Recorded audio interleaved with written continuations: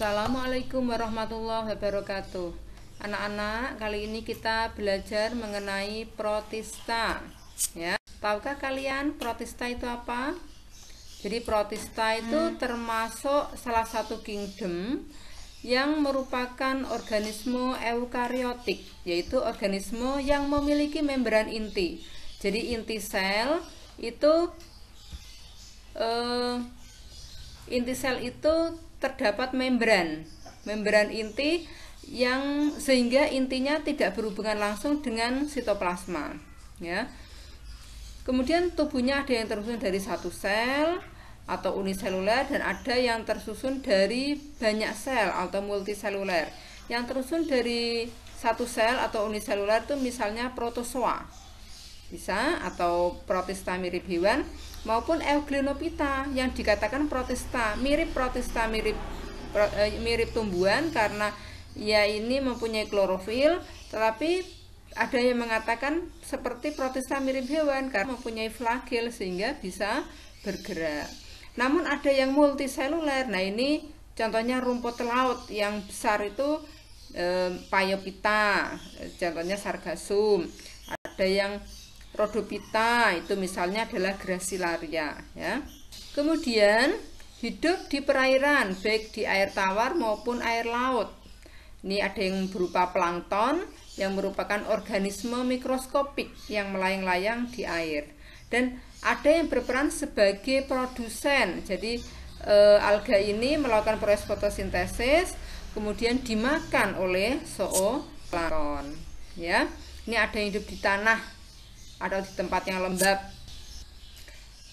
Ada yang bersimbiosis dalam tubuh organisme inang maupun bersifat parasit yang bisa mematikan inang. Nah, sekarang kingdom protista ini terdiri dari beberapa filum. Yang pertama adalah protista mirip hewan.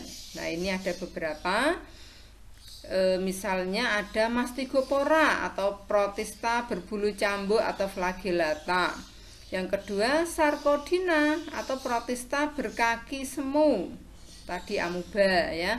Kemudian ada Ciliophora bersilia, ini mempunyai rambut yang pendek, ya, banyak. Ini misalnya Paramecium. Kemudian ada juga Sporozoa, Protophora, contohnya Plasmodium. Sekarang protista mirip tumbuhan apa saja? Nah, ini ada beberapa kelas, misalnya Euglenophyta, contohnya Euglena yang tadi. Kemudian Chrysophyta, ada alga keemasan. Pyrophyta, ada alga api. Nah, ini kalau berkoloni, ini dilihat dari kejauhan mirip api, ya. Chlorophyta adalah alga hijau. Nah, kemudian Phaeophyta, ada alga coklat. Yang tadi contohnya Sargassum. Rhodophyta, ada alga yang digunakan sebagai bahan pembuat agar-agar. Sekarang protista mirip jamur, ada dua, yaitu jamur lendir dan jamur air atau Oomycota. Nah, ini contohnya. Ini Sargassum, termasuk ya, yang besar ini jilat. Ini adalah Pyrophyta dinoflagellata, termasuk alga api.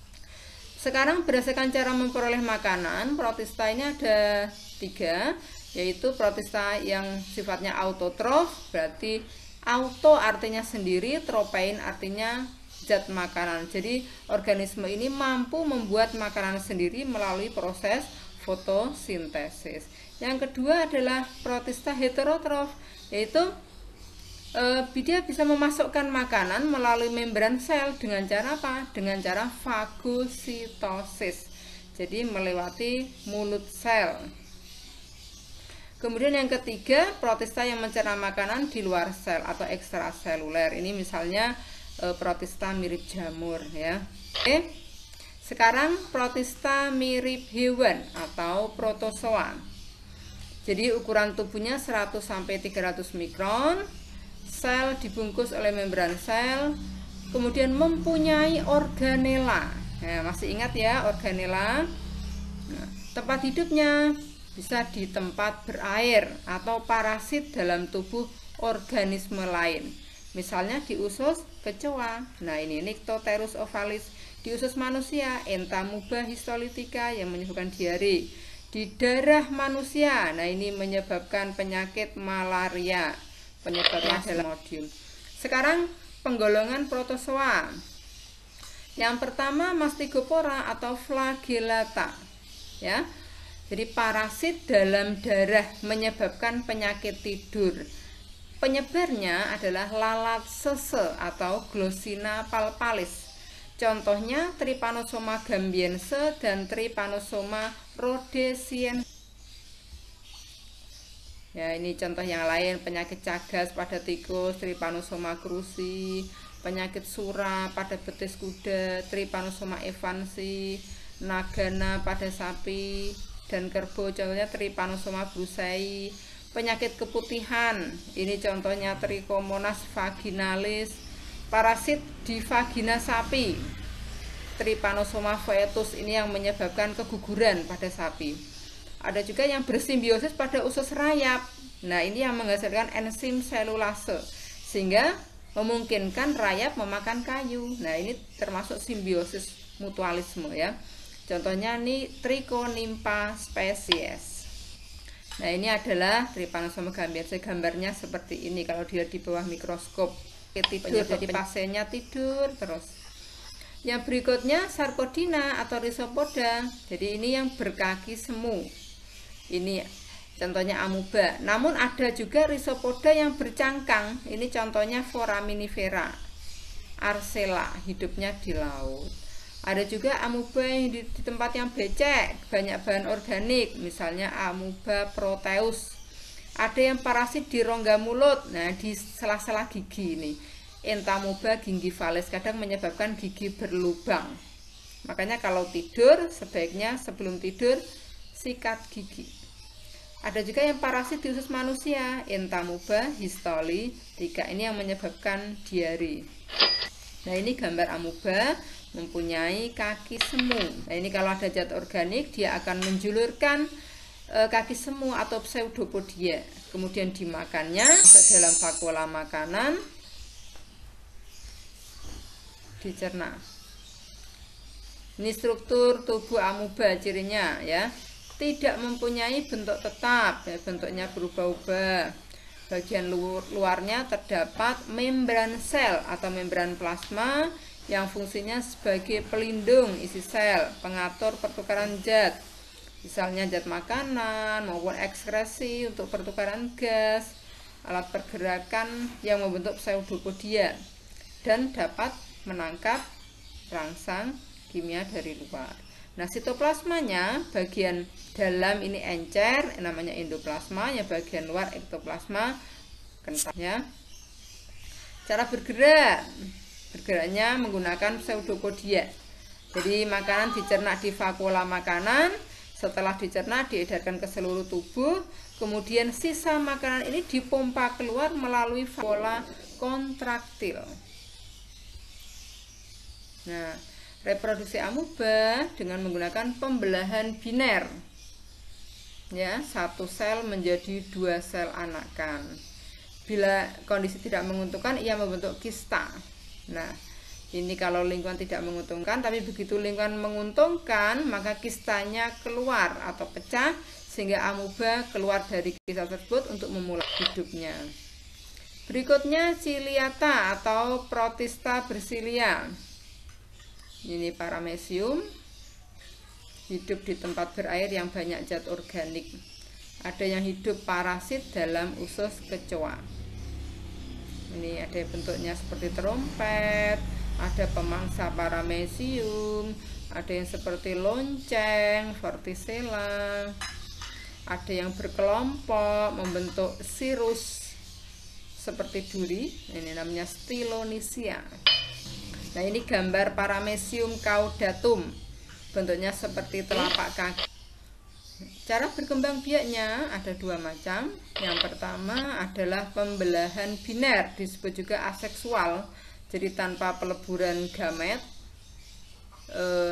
Paramecium mempunyai 2 macam inti, yang kecil namanya mikronukleus, yang besar namanya makronukleus. Jadi inti ini memanjang kemudian membelah menjadi 2 yang diikuti oleh pembelahan membran plasma. Jadi makronukleus ini berfungsi untuk pertumbuhan dan perkembangbiakan. Kemudian mikronukleus berfungsi untuk reproduksi ya. Nah, ini satu sel menjadi 2 sel anakan yang sifatnya sama persis dengan induknya. Kemudian yang kedua adalah secara konjugasi. Nah, kita lihat pada paramecium itu mempunyai mikronukleus, 1 mikronukleus dan 1 makronukleus. 1 mikronukleus itu akan membelah menjadi 4 sel anak, ya. Kemudian yang 3 sel anakan ini hilang, tinggal 1.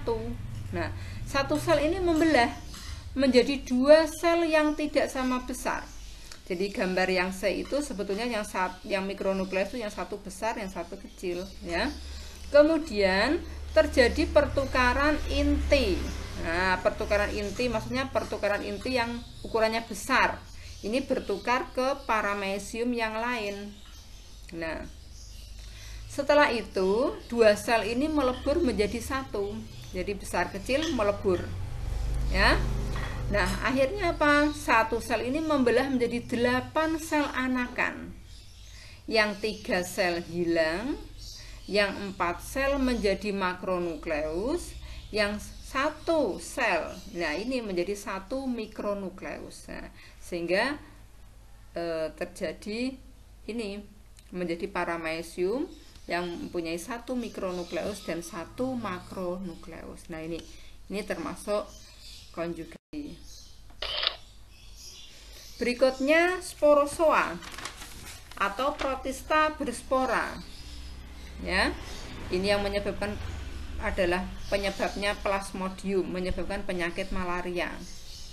Ini ada Plasmodium falciparum. Nah, kemudian mengalami 2 siklus hidup. Yang pertama adalah fase sporogoni atau seksual atau generatif, terdapat dalam tubuh nyamuk. Nah, fase di mana plasmodium itu berkembang biak membentuk spora. Nah, ya.